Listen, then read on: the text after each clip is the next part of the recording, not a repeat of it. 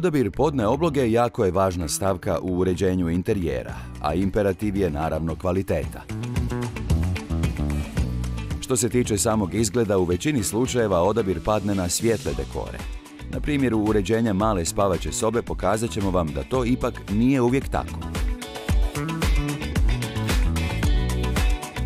Iako se laminat može postavljati na postojeći parket ili čak keramiku, mi smo u ovom projektu ipak uklonili staru podnu oblogu prije postavljanja novog laminata.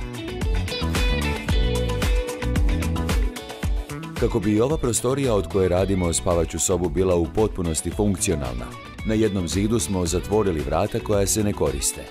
Zbog više prirodne svjetlosti, ali i estetike, umjesto postojećeg prozora stavili smo dvokrilna balkonska vrata.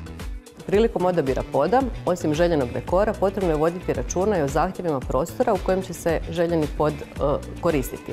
Tako je potrebno razmišljati o tome kolika će biti protočnost ljudi, da li će u prostoru boraviti kućni ljubimci, da li se ulazi direktno u obući izvana ili ćete možda samo često mijenjati namještaj. Srećom, današnji podovi su napravljeni od izrazito kvalitetnih materijala, novim tehnologijama, tako da se već i podovi u srednjoj klasi otpornosti na habanje mogu koristiti čak i u poslovnim prostorima. Ako uz to odaberete pod pojačane vlagootpornosti, možete biti sigurni da ćete odabrani pod koristiti dugi niz godina i biti zadovoljni njime. Klijenti su željeli tamne tonove, pa su u tom smjeru birani svi elementi ove sobe. Upravo laminat je imao glavnu ulogu jer smo, zahvaljujući njemu, postigli suvremen izgled kakav su klijenti željeli.